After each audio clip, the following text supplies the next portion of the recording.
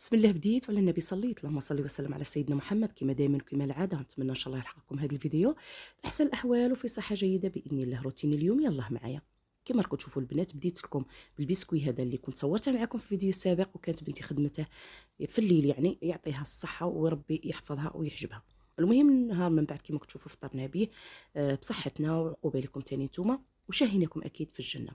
الوجهة كل واحد كان متوجه للخدمة تاعه، اللي ماشي يقرا واللي ماشي يخدم، أكيد بالتوفيق للجميع. أما خالتكم وميمتكم وأختكم كانت عندي حملة تحسيسية، كنت خارجة أنا وزميلتي ميمونة اللي نحييها من هذا المنبر، ماشيين نعملوا حملة تحسيسية أكيد بالنسبة للمؤسسات التعليمية أو مؤسسات صراحة مشينا لقسم محو الأمية بالنسبة للسيدات، يعني الكبارات تبارك الله وصلة النبي.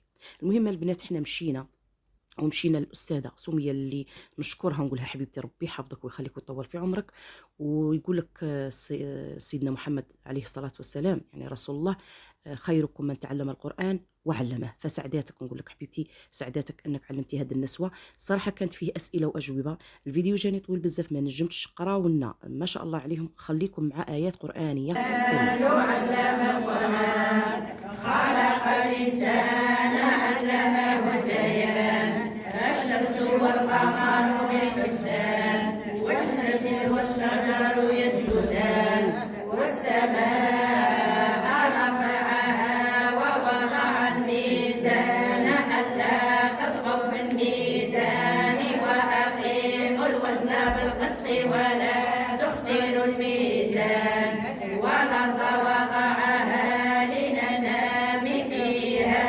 فاكهة والنخل ذات الأكمام والحب ذو العصف والريحان فبأي آلاء ربكما تكذبان خلق الإنسان من صلصال كالفخار وخلق الجن من مارج من نار فبأي آلاء ربكما تكذبان رب المشرقين ورب المغربين فبأي آلاء ربكما تكذبان مرج البحرين يلتقيان بينهما برزخ لا يبغيان فبأي آلاء ربكما تكذبان يخرج منهما اللؤلؤ والمرجان فبأي آلاء ربكما تكذبان وله الجوار المنشآت في البحر كالأعلام فبأي آلاء ربكما تكذبان. صدق الله العظيم. كما خليتكم البنات سمعتوا آيات قرآنية الحق ما شاء الله عليهم، يعني هادو كلهم أميات وما شاء الله تبارك الرحمن. ما نكذبش عليكم البنات، قراو سورة الرحمن وقراو جزء من سورة البقرة، ولكن الفيديو جاني طويل بزاف ما نجمتش نحط كل شيء فنعتذر، ولكن نحييهم من هذا المنبر ونحيي الأستاذة سمية نقولها ربي يخليك أختي وربي يحفظك. الأولى رحبت بينا بالفكرة وجمعتنا معاهم وسمعنا ندائهم، ونقول لهم ربي يخليكم ونحييهم كما قلت لكم من هذا المنبر. هنا رجعت لداري كما شفتوا، لقيت بنتي ديرنا في هذاك البغرير ما شاء الله. هنا هاد لابواط كنت شريتها ونسيتها عند الناصر، وعاودت رجعت وجبتها وصورتها مع بنيتي.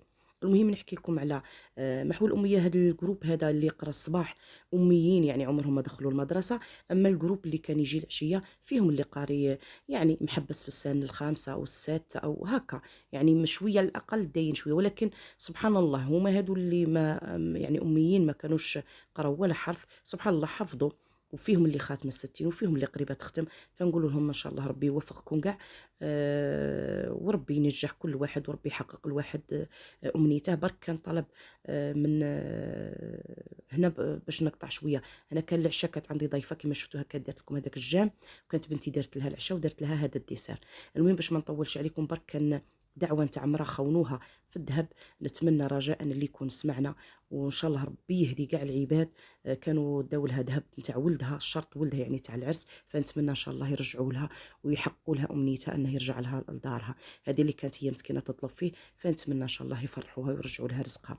المهم البنات، هذا الفيديو يكون خفيف ظريف عليكم، تهلاو في رواحكم، مع السلامة.